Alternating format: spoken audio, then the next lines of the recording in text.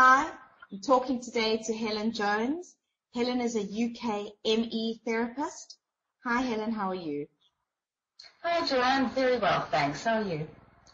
Very well, thank you. Helen, I suppose the first question should be, what is ME or chronic fatigue syndrome? Yeah, it is a name that's been given to a group of symptoms, basically, that are ongoing over quite a long period of time, and that there doesn't seem to be any other sort of description for them. They don't seem to fit neatly into any other sort of category of illness. But they may share symptoms with other categories of illnesses. What sort of symptoms would indicate that somebody may be suffering from ME? Right. So the general cluster that we look at is obviously this overwhelming tiredness. That's the first thing, and the central feature, really. There's this overwhelming tiredness that doesn't go away no matter how much you rest. So that's ongoing. There may be pain in the muscles and in the tissues. That's called fibromyalgia, and that doesn't go away either. There's poor memory and concentration. You'll find that becomes impaired. There may be digestive problems. Often you become insensitive to certain foods, definitely insensitive to things like caffeine and alcohol.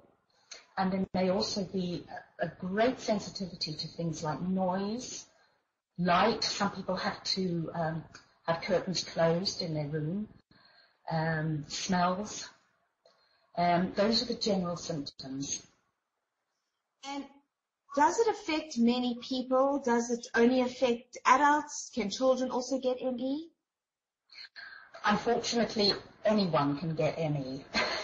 There are cases of children getting it. A lot of people get it in their teens, or people get it as an adult. It doesn't seem to discriminate. And what causes ME? And that's the burning question.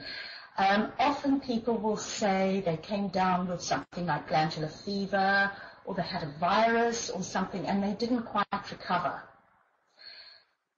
And that's what they might see as the cause of the ME. It isn't. That's kind of the last straw for their bodies. What happens actually is that there's a very long build-up to ME usually, and it's a prolonged period of stress on the body. And this stress can be caused by several things. It can be caused by doing too much for too long. So somebody who's a real high flyer, for instance, and is pushing themselves and working all the hours God sends and not letting up on themselves. Or there are people who make sure everybody else is okay and neglect themselves, so they're rushing around making sure that everyone else is all right.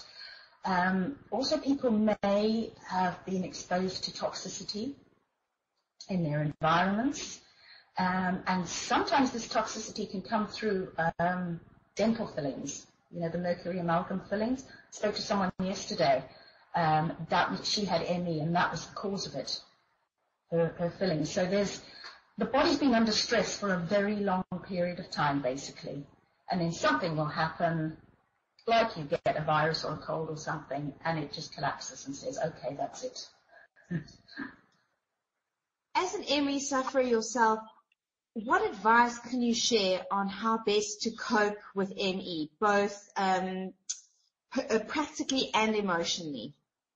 Okay, so practically what people often do, and I certainly did this, was try and battle through their symptoms and keep going and just hope that one day they'll wake up and feel better. Not a good strategy because you're putting extra stress on the body. The best practical strategy is to, as soon as you can, just do as little as possible. You need to put your body into a healing state. If you suspect that you may have toxicity in your body, go and get blood tests. Go see a doctor. Go see a doctor anyway. Get as many blood tests as you can. Go see a nutritionist. find out what is happening in your body and get that information. But you need to put your body into a relaxing environment. So get as much help as you can from family members. If you're living on your own, that's a bit more difficult. You may need to move in with somebody to be looked after, or you may need people to come in and help you. So that's the practical side of things. The emotional side of things is to calm your system down. You may not know it, but your system is in a hypertense state all the time. This is pretty much the central feature of ME, that your body is in a constant state of fight or flight, or even freeze. So it's in this constant anxiety, fear, panic state. And because you've lived with it for so long, it's become the norm for you. And you may not realize to what extent you're in that situation. So you need to find techniques and ways of just calming yourself down. So those are the two things I would say are most important to do. What do you think family members and friends should know about dealing with someone who's suffering from ME?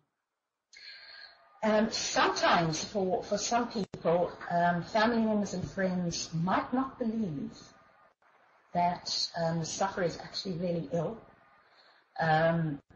So it's a matter of really communicating as best you can that actually you can't function the way you used to function. When you're so ill and you've got all this brain fog, you can't think straight, and your situation's become normalized for you, it's very, very difficult to communicate how you're feeling. I used to tell people on a bad day, I'm feeling a bit tired. What does that mean? It means nothing. So I would say for the sufferer, communicate very clearly that no, you can't do things, no, you can't go out today, and maybe not tomorrow, and maybe not for the foreseeable future. No, you can't do this or that task. And for the family and friends, they really need to understand that this is real and that they can really play an important part here by accepting that this person really is ill and seeing what they can do to help. Is there a cure for ME? There is no formal cure for ME. So if you go and see your doctor, they will not say to you, oh, right, yes, you've got ME, you've got chronic fatigue, you've got fibromyalgia. No problem, this is the protocol by which you'll get better. So there's no formal cure.